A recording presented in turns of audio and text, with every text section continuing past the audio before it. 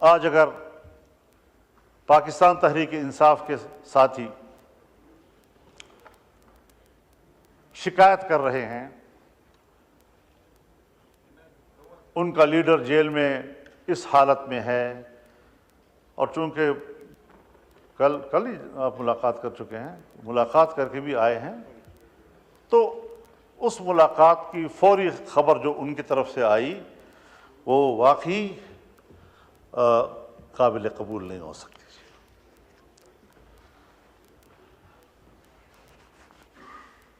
جلسے اجتماعات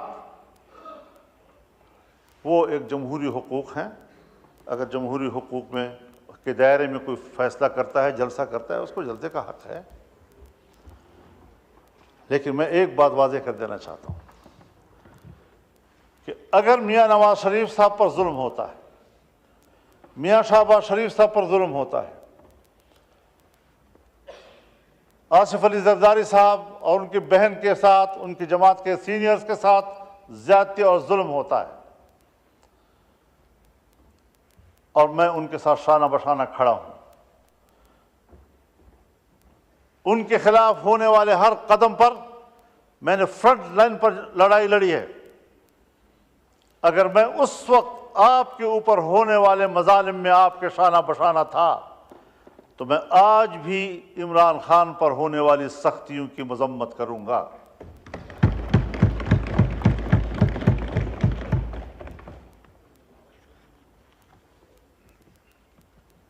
اس میں کوئی شک نہیں ہے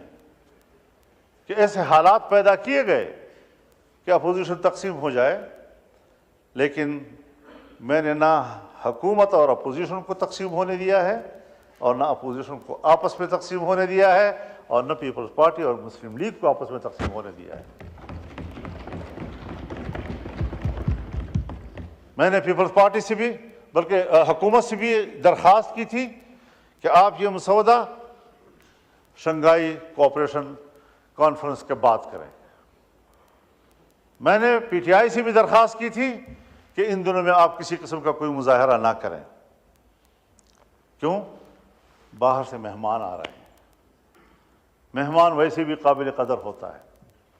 گھر میں بھی اگر بھائیوں کے اندر اور عزیزوں کے اندر میں تھوڑی سی کوئی خلش ہوتی بھی ہے تو بھی جب مہمان آتا ہے تو وہ مل کر اس کی خدمت کرتے ہیں، اس کی عزت کرتے ہیں، تو پھر گھر کے داخلی اختلافات اور ناراضگیاں بھول جاتے ہیں۔ یہ ہمارے معاشرے کا اساس ہے، اور میں نے اسی بنیاد پر یہ بات کہی تھی۔ میں شکر گزار ہوں جناب شہباز شریف صاحب کہ آپ نے اس مسودے کو ان دنوں میں اس پر کام کرنا چھوڑ دیا اور اس کو مؤخر کر دیا تھا۔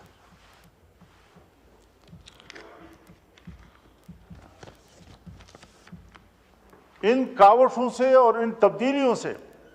اس آئینی ترمیم کا جو مفہوم اور جس کا تصور تھا وہ مکمل تبدیل ہو گیا۔ ابتدائی مسودے کا تصور بالکل مختلف تھا، اور اب جو چیز ہم پاس کر رہے ہیں اس کا تصور اس سے بالکل مختلف ہے، اور اس صورت میں ہمیں کسی قیمت پر قابل قبول نہیں تھا، اور آج ہم متفقہ طور پر اس کو دستاویز بنا کر اسمبلی سے پاس کرانا چاہتے ہیں، پارلیمنٹ سے پاس کرانا چاہتے ہیں۔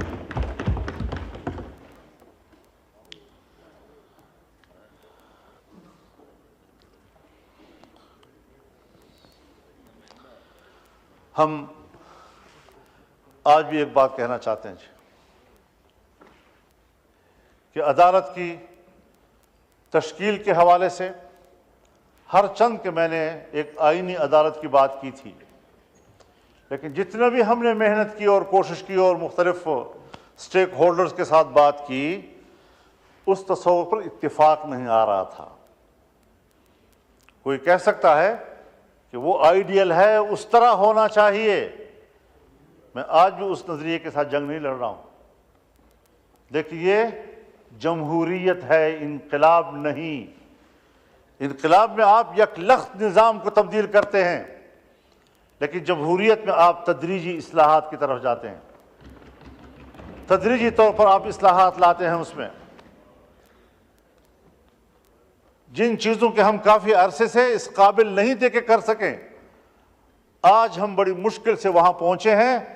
کہ جو ہم نہیں کر سکتے تھے آج ہم کر پا رہے ہیں۔ اس حوالے سے میں یہ بھی عرض کرنا چاہوں گا کہ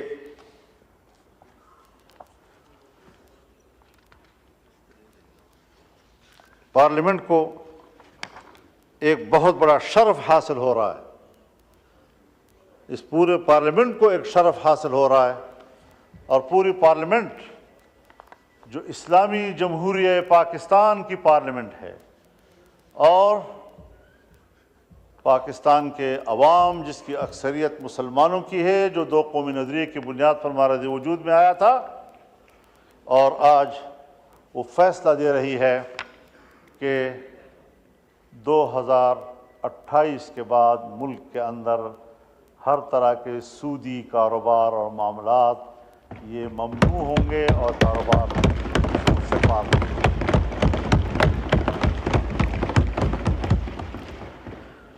یہ آج بہت بڑا فیصلہ ہم نے کیا ہے۔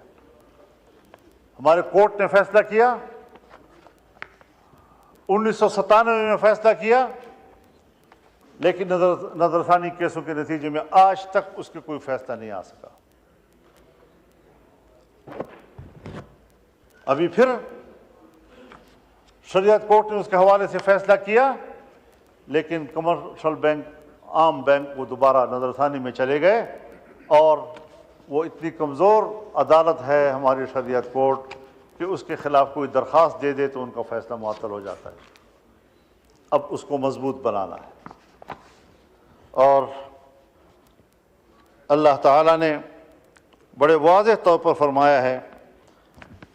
یا ایھا الذین آمنوا اتقوا اللہ وذروا ما بقی من الربا ان کنتم مؤمنین، کہ اللہ سے ڈرو اور تمہارے ذمے جو سود کا کوئی مال ہے اس کو چھوڑ دو اگر تم ایمان والے ہو، اور اگر نہیں کرتے فإن لم تفعلوا فأذنوا بحرب من اللہ ورسولہ، اگر تم یہ کاروبار نہیں چھوڑتے تو پھر اللہ کے ساتھ جنگ کے لیے تیار ہو جاؤ۔ اور مفسرین نے لکھا ہے کہ سودی کاروبار کرنے والے آخرت میں جب اللہ کے سامنے پیش ہوں گے تو اللہ کہے گا تلوار اٹھاؤ، لڑو میرے ساتھ،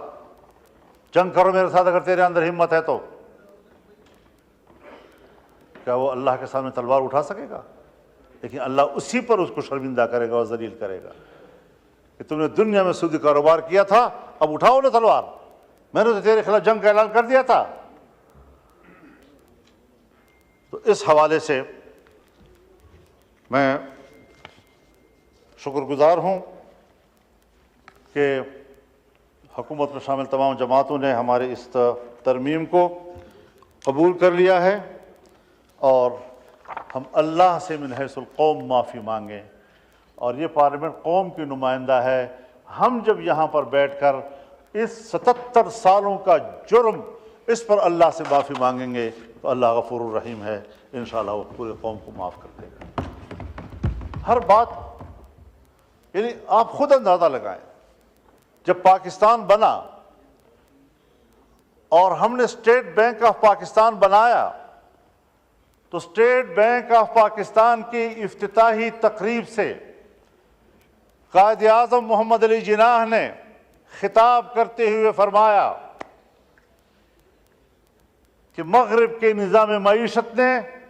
ہمارے لیے مشکلات پیدا کی ہیں، بلکہ انسانیت کے لیے مشکلات پیدا کی ہیں۔ ہم ملک میں وہ نظام معیشت لائیں گے جو اسلامی تعلیمات کے مطابق ہوگا۔ ہر بات پہ ہم قائد اعظم کا حوالہ دیتے ہیں، یہاں ہمیں ان کا حوالہ کیوں بھول گیا؟ ہم نے کیوں اس ملک کے نظام کو ٹھیک نہیں کیا؟ تو یہ بھی آج